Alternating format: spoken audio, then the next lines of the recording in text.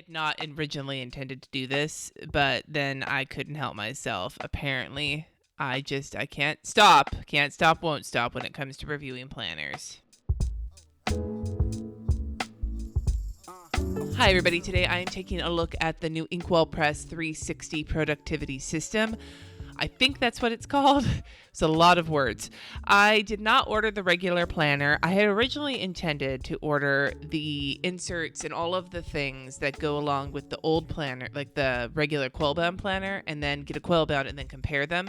But honestly, that was going to be so much money, and it just didn't feel like a good use of the money that I spend to review things. Maybe another time. But what I did decide to order was the new goal-setting inserts and then some of the bells and whistles that go along with that, because I might actually use those. And so, I could give them away or I could use them depending, but I figured if I was going to order something, I'm going to order something that I've never seen before that they have done.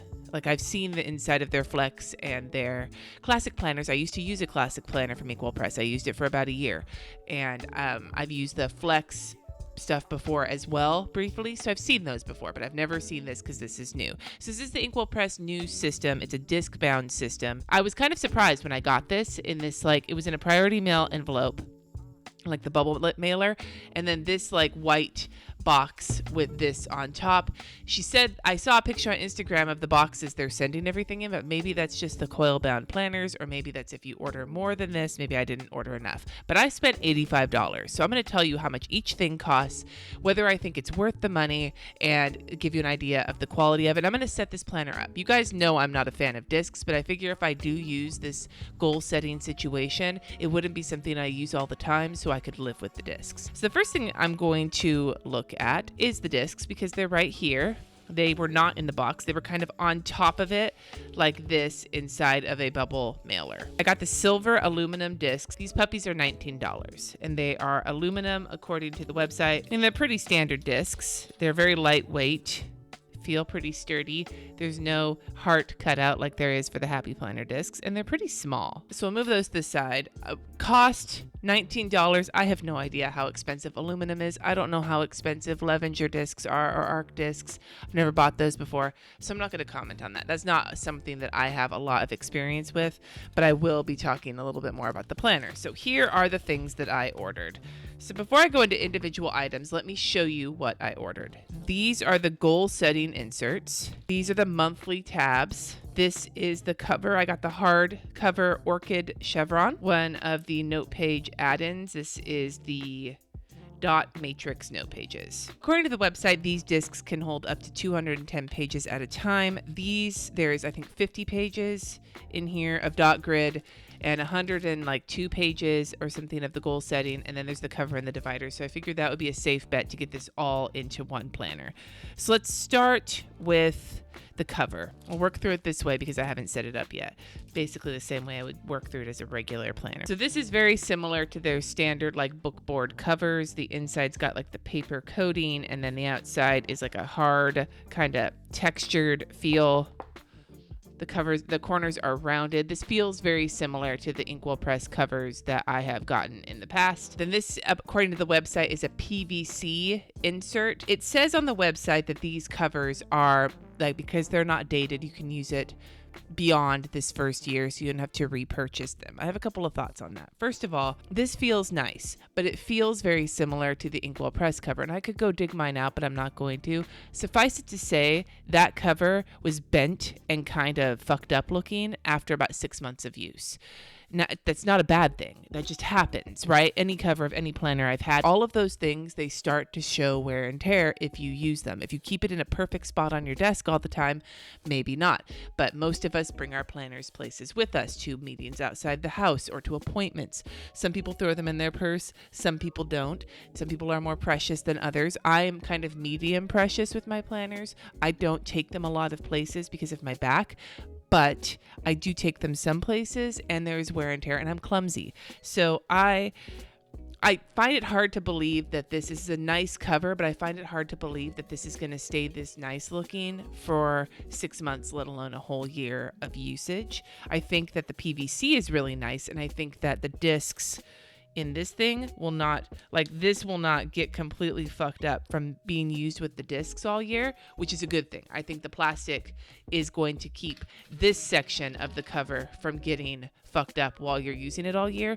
but the rest of it I'm thinking is going to take some beating. And I don't think I would if I was going to get another planner for the next year, I'd probably want to replace it with a nicer one and maybe with a different design, because you know, not everybody wants to keep the exact same thing every single year. A lot of people in the planner community actually like to switch their shit out, and having something like discs where you can switch things out, I would like it to have seen maybe more options for covers. There are 4 total cover options, 2 hard covers in color schemes that are very familiar to Inkwell Press, and then the 2 vegan leather options, one's gray and one's brown. There's only 4 options, and I think maybe the vegan leather might stand up a little bit more than the hard covers, but I don't have it in my hand, so I can't tell you for sure. I will tell you right now that for $14 for a cover, it's not a terrible price. The Erin Condren interchangeable metallic covers are $13 each, but there's also a wide variety of choices, and the regular covers are only $8 each, so you could potentially swap them out. Like, then I don't swap my covers out all the time. I do it probably every few months, but it keeps them from looking super heinous. So I would have liked to see some more options and maybe a slightly lower price point. Maybe to put this a different way, I don't think $14 is outrageous for a cover, but I really dislike saying that this will last you for more than 1 year, because I think it is not entirely realistic. Let's put it that way. So I'm going to take a second here and put the covers on the rings. Now, forgive me if I'm wacky at this.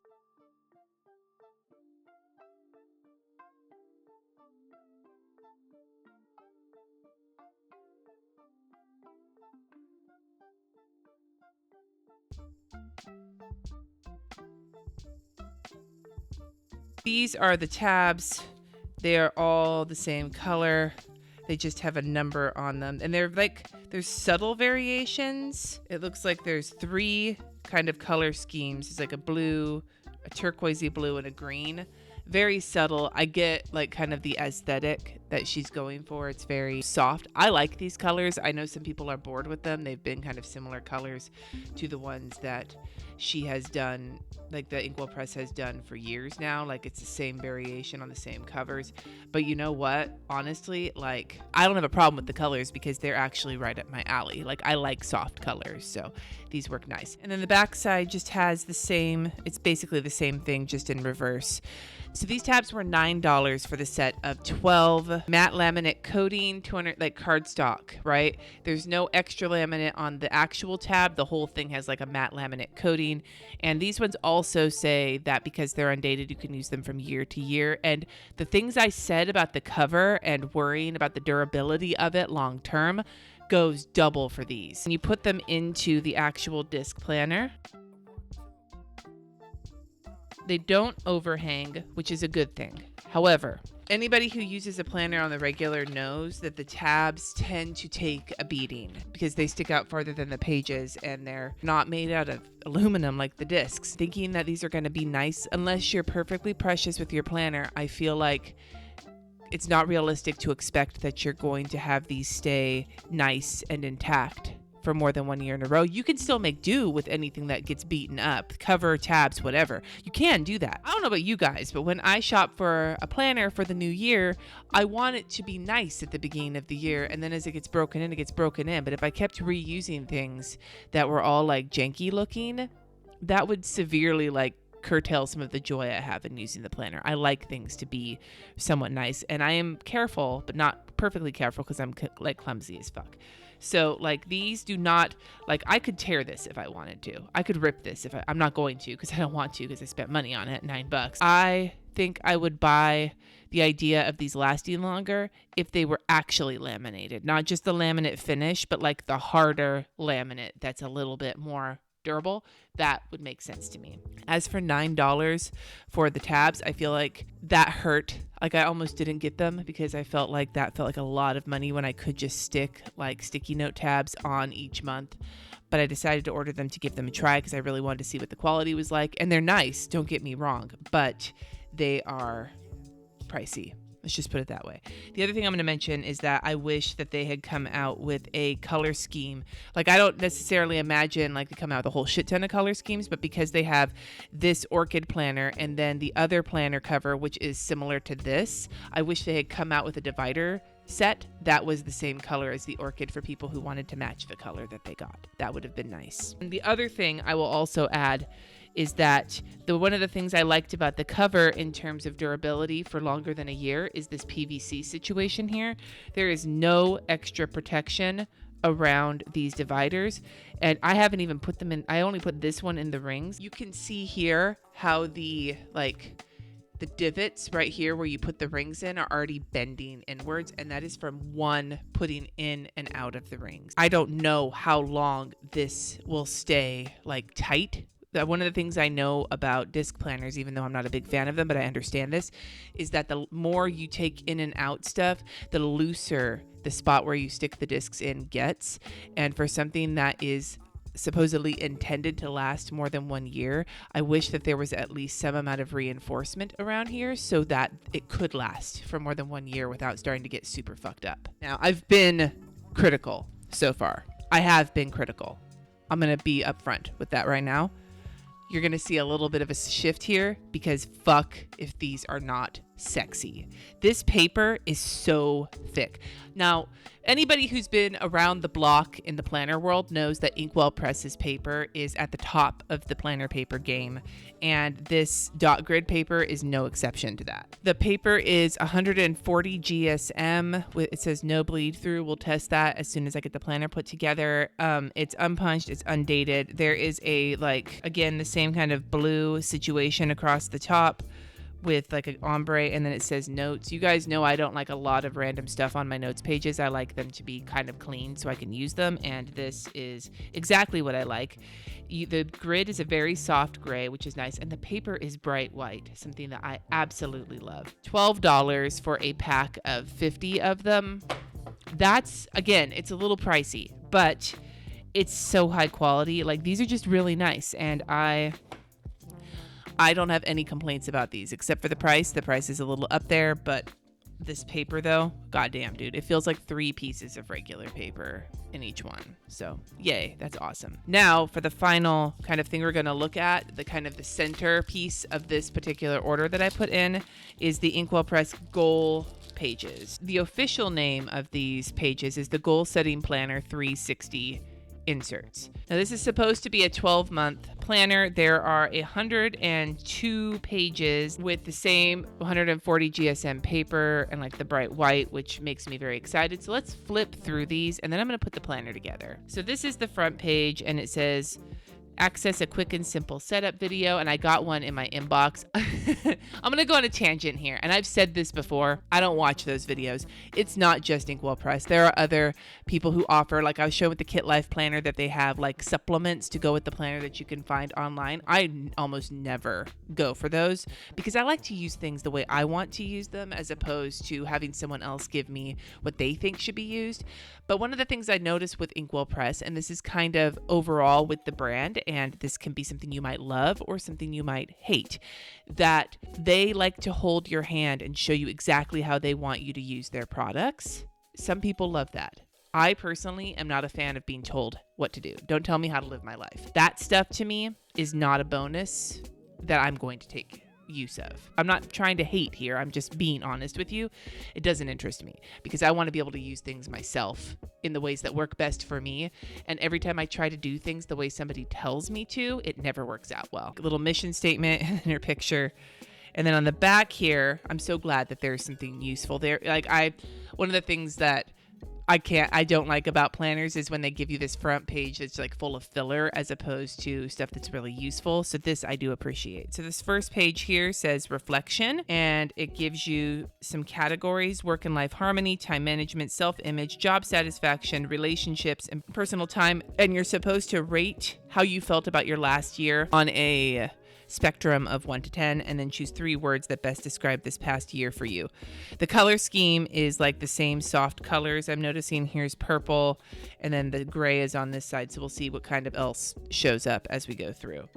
The next page has like kind of a worksheet to fill out at the start of the year. It gives you some prompts on reflecting. This is still reflecting on your previous year, different accomplishments you've made, things that brought you joy, things you'd want to repeat or not repeat. Your best and worst decisions, and the most important event of the last year. And if I do decide to use these, if you guys want me to do this on camera, this process, let me know. I might decide to omit certain sections if I feel like it's not appropriate to put on the YouTube channel. Although, to be fair, you guys know I pretty much think most things are appropriate. I don't tend to hold back.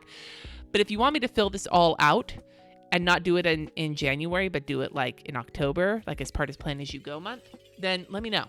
And I'll consider it. So let me know in the comments. We're continuing on the next page with reflection. And again, it's problem solving, strengths, missed opportunities, the goals and things you did and didn't accomplish, and the biggest lesson that you learned. The next section is define your future self. 3 categories: personal, home, and work. And then some different prompts to help you figure out what it is that you want your future self to be doing and what you could be working on. At the bottom, it gives you an ideal version of your long-term self, some space for that. And on the back is a priorities list, like a priorities situation. What is important to you? What are activities you like, and how do you spend your free time? And then I think you're supposed to be finding out where these things overlap. And then describe your ideal day. What does it look like? What would it involve? You guys know I like ideal week type situations. I don't think that's enough space for me. The next is your life wheel. You're supposed to color in to rate how satisfied you are with different areas of your life: health and fitness, friends and family, spirituality and life purpose, fun and recreation, personal growth, significant other, finances, and workspace. And there's a little pep talk on the bottom. I will say right here, I'm going to give our Inkwell Press some props. A lot of planners, when they bring up spirituality or faith, it is explicitly Christian. This is not explicitly Christian. It's spirituality and life purpose. It can go into woo-woo land if you want to, or you can interpret that for any sort of religion that you might practice. Or if you don't practice a religion, or if you're an atheist, you could look at it in terms of like meditation, other things like that. I appreciate that, because one of my biggest pet peeves in the planner world is the assumption that faith equals Christianity. I am not a Christian, and I am very strong in my religious faith.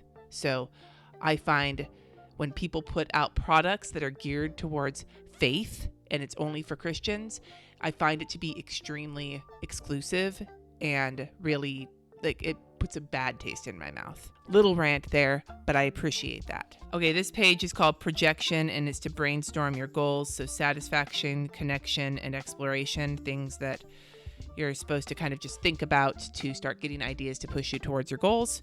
And now we have Goal Vision Board. This is a vision board for the year ahead. It's supposed to reflect your overall personal priorities, not just one or two of your goals. Some tips and tricks about goal setting and explaining some of the pages that are coming. This reminds me a lot of Laura Casey's Power Sheets. I have the Power Sheets. I didn't spend a lot of time with them this last year, so I'm wondering if I'll spend any time with this or if it's going to be another thing that sits on the bookshelf unused. And now we get into the goals, and I believe there is space in here for 10 goal setting situations. So we'll go over one and then we'll flip through because it looks like they have different colors. So this says goal 1. It gives you a category place where you can decide where this goal is going to go: personal, home, work, and other. What I want to accomplish, why it's important, and then spots to make it specific, make it measurable, make it attainable.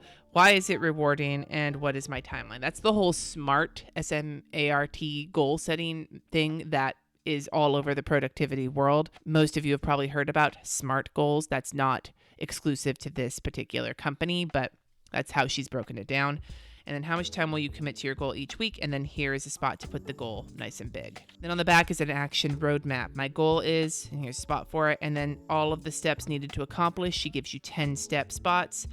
4 sections or mini goals to break your goal into manageable pieces. And then how will you measure these? So for each of these sections or these manageable pieces, you're supposed to write down how you measure your progress. And then a deadline, and then you can use this to track your progress from your start date to your deadline. I like that. This is very cleanly laid out, and I like the colors, and I like kind of how it's broken down. It's easy to understand, but there's a lot of information here. This is not a simple goal setting situation. You have to really think to fill this out. And it looks like there are 3 color schemes for these goal pages.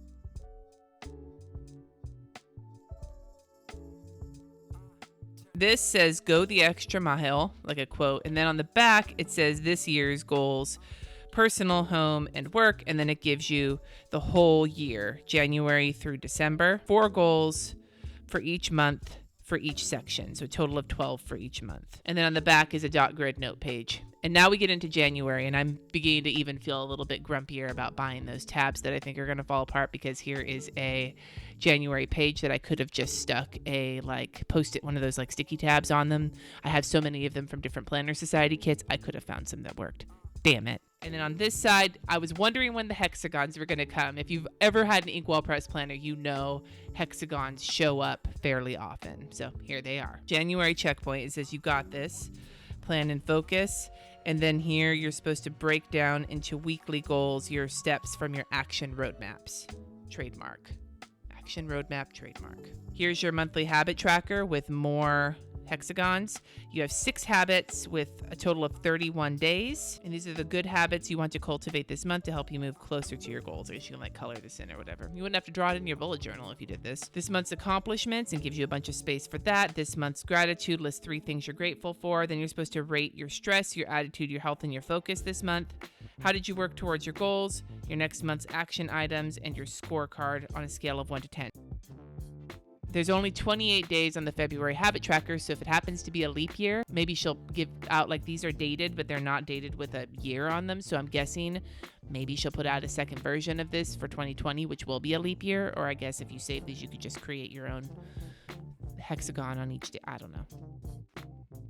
Now in March, you have a quarter 1 goal check-in. You have a worksheet. It says use the worksheet to reflect on how the past quarter went. So the quarter felt, and it's a scale from impossible to incredible. So impossible, difficult, okay, great, and incredible. And the monthly goals says struggled, survived, kinda, yep, and nailed it. And then 3 successes I've had since day 1 are, you get 3 spots for that, the good news, the not so good news, and your focus for quarter 2.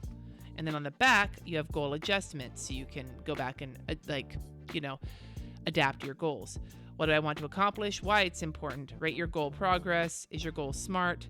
Steps still needed to accomplish. How much time will you commit to your goal each week? Emergency plan, a new deadline, and an adjusted timeline. Now, I wish that there was more of these. One of the things I really like in the power sheets is that during the check-ins, there's actually space for all of the same goals you set at the beginning of the year. You start the year with 10 goals. You get to a check-in, you have space for all, you can evaluate each of your goals, not just generic one goal. If you have 10 goals you're working on, this may not be enough space to adjust all of them. So do you pick and choose? What do you do? I think that would have been a welcome addition to this, because I if you're gonna do this many, then we want to give you enough space to do this many, if that makes sense. I like the questions that she's asking. I just think that there needs to be more room or more space or whatever. And then life wheel check-in. So it's the same wheel from the front of the book, except now you're checking in after the end of the first quarter. It's exactly the same. Even the bottom pep talk is exactly the same. And then the productivity matrix. This gives you 6 days to time block. This lets you set up your color code with 10 different colors. And then you have 6 days with the whole day broken into 15-minute slots. So this will let you know at the end of a 6-day week where your time is going.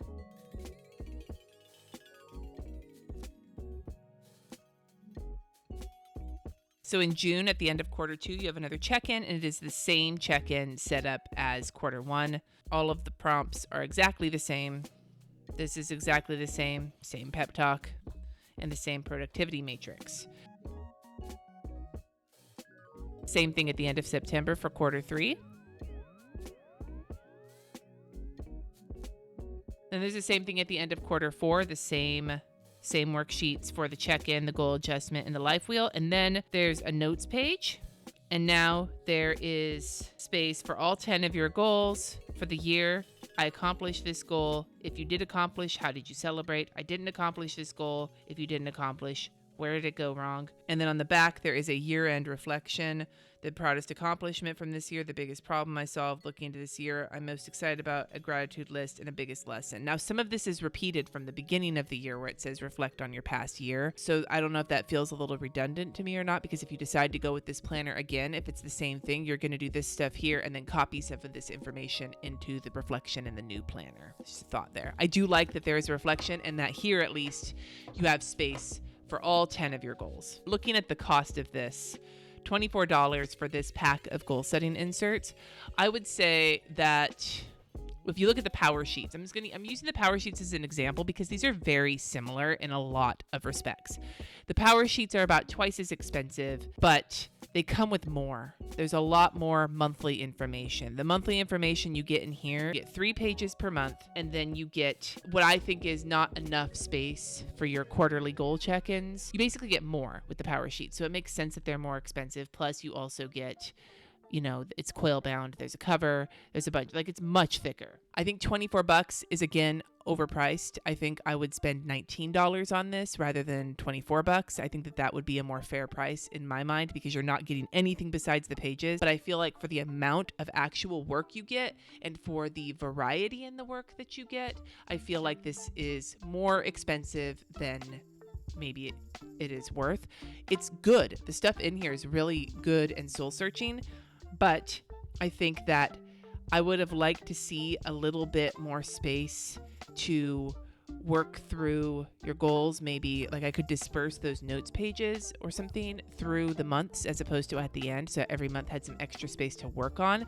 It gives you some space to write your goals down and it gives you some space to reflect on your goals. But there isn't anything in any of these months.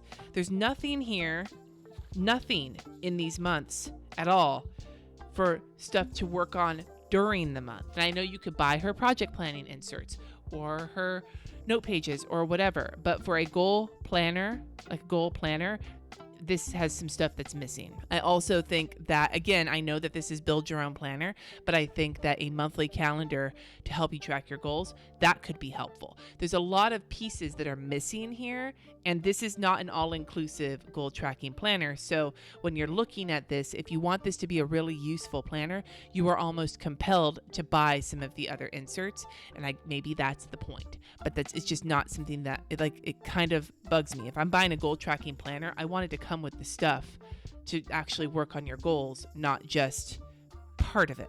It feels like there's a piece missing here, or a few pieces. The other thing I talked about also was that there wasn't enough space in the quarterly check-in to look at all of your 10 goals. You can't really do this with more than one goal from the way this is set up. How are you going to set up steps still needed to accomplish? You have 10 lines here and you have 10 goals, and each of your goals has steps, if that makes sense. This feels like there's not enough. So I would really wish that there was more of these pages, or maybe this page could be condensed and you could have 2 goals per page and then have 5 pages, something like that. And I would pay $24 for that. The thing that kind of irked was that, and this is something a lot of other planners I've seen that have quarterly check-ins. The Kit Life is a good example because I just did that review, but it's not the only one. When they do a quarterly check-in and they do things like quotes and pep talks and things like that, they change them. Every quarter, you have something new to look at. The whole thing could be the same, but this could change. I think it's kind of sloppy that it's the same pep talk every single quarter. But I do think I'm going to use this. I'm going to give it a try. Maybe all of my bitching about there not being enough in here compared to, say, the power sheets, and I keep directly comparing it, but it's not because I'm saying that these are the exact same product. There's similarities. I could also compare this to the whole Best Week Ever thing, which I never went back and finished reviewing because I didn't finish it because there were pieces missing there too. This does have some good thinking stuff in here. It feels unfinished. It feels like there was a good idea and some good work put into it, and then not sticking the landing. I am going to do a pen test on this notes page. That will be my very back notes page. And on the bottom here, I'm going to use a Pilot V Razor Point fine liner, a Tombow dual brush pen, and a gel roller from Target, the 3 kinds, styles of pens I generally use. Remember that I'm heavy-handed. Yeah, there's no braille, barely any shadowing with the Tombow, no bleed through. This paper's sexy. So now I am going to build the planner out, and I think I'm going to do what I just talked about and disperse the notes pages in each month. This is going to suck my ass though. God, I hate disc planner. The first thing I'm going to put into the planner is that opening beginner spot with the 10 different goals and all of the worksheets to get through. And I will say that after going through this entire planner, this opening section is by far the most well thought out. This part feels complete. This part feels like you get everything that you want and everything that you need. I wonder if I can stick these all in at once or if that's going to be futile. I'm going to put the January divider in now. Now, if I want to do this instead of January, if I decide I want to do this like starting in October, then I will rearrange it. I am already tired.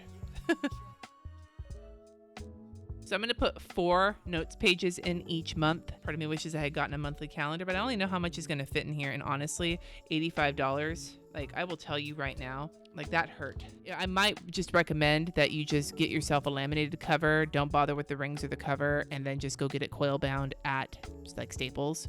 And you could order dot pages, freaking monthly, the goal planner, the project planning pages, and have what I would have wanted from this planner and probably still spent the same amount of money. I'm not salty about this, I swear. I'm musing on how much this costs versus what you get. I am not as disappointed as I thought I might be in this planner. To be fair, I went into this a little skeptical, and I still am of the whole system, but I think I could get some use out of this. There are things I wish were different. I would say that there is a lot of room for improvement. Maybe that's the message I'm trying to go with here. Like, I would pay the same amount of money for all of this. If I was going to spend $85 on this planner again, I would hope that I could do the whole setup exactly as is and just get enough check-in space at every quarter for all 10 goals, as well as maybe some sort of a worksheet to help you work through your goals during the month, not just the beginning and the end. If I got those things, then the cost of this whole system would feel a lot more reasonable to me. Maybe a little less critical of some of the aspects of this planner if they had not been so insistent in their marketing that because some of these things are undated, you don't have to buy them again. You can use them more than once, and so you're saving the money, and next year's planner is going to be cheaper. The tabs and the cover, the quality is really nice. Like, it's really nice. If it wasn't for them saying that, I don't think it would have irked me as much. But by saying that, I look at this from the lens of, can I use this for more than 1 year? And I don't think so. Maybe the cover, definitely not the divider. I'm not fucking Planner Nostradamus. I don't know what's going to happen in the future. I can say from my years of experience using paper planners that I don't think these dividers are going to be looking that hot 6 months from now, let alone for more than 1 year. Don't say that it's going to be better for 2 years or more than like to try and dissuade people from worrying about how much things cost. Either own how much things cost or lower the price. But don't say things like that when looking at this, it just doesn't feel possible. And I've been bitching about it. But I will tell you now, as I've kept bitching, I want to talk about some of the positive things too. I think Inkwell Press's colors are stunning. They make me very happy. And I will never talk shit on the paper because the paper is magical. It's got the same thick fabulousness as, say, the Plum Paper Planner. I can't even say it. The Plum Paper Planner paper, but it doesn't have that weird silkiness to it. Now I'm fucking irritated. When they said 50 pages, they meant 25 actual pages and 50 each side. That's not on them. That's on me for not thinking about that. But I am now halfway out of notes pages. Damn it. Now I have to go back and pull some of them out.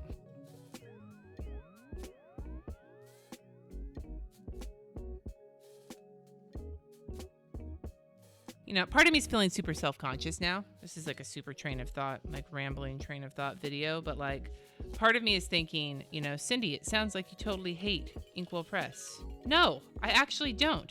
Like I've said, I've used one of their planners before.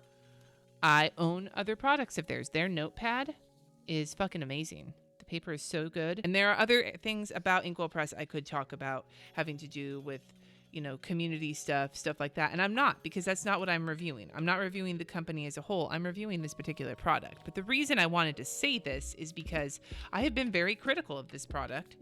And I think the reason I'm critical of it is because to be perfectly honest, you have to spend a lot of money to build the planner that you want. There are other ring systems where you also have to spend a lot of money. You have to spend a lot of money with the ARC system to build it to the way you want.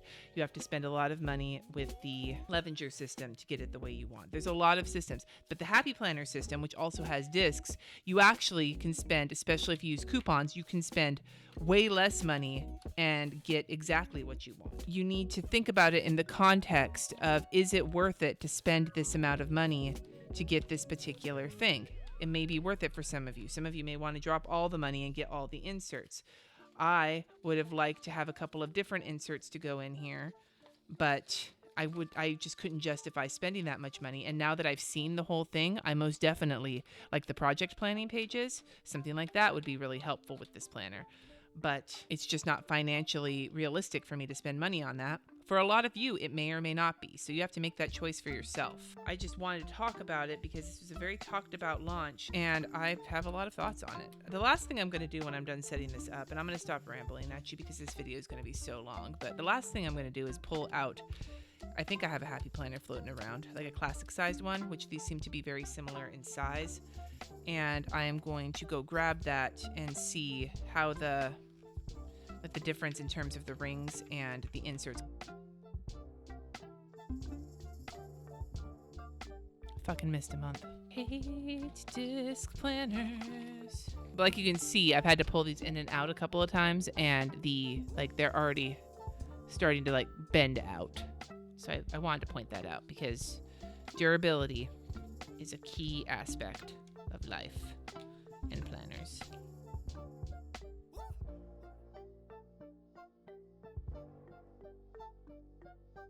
That left me 3 pages at the end of the year. Here's the Happy Planner I've reviewed before. You can see here that the discs line up in terms of the punching, meaning that these were meant with the same kind of punch in mind.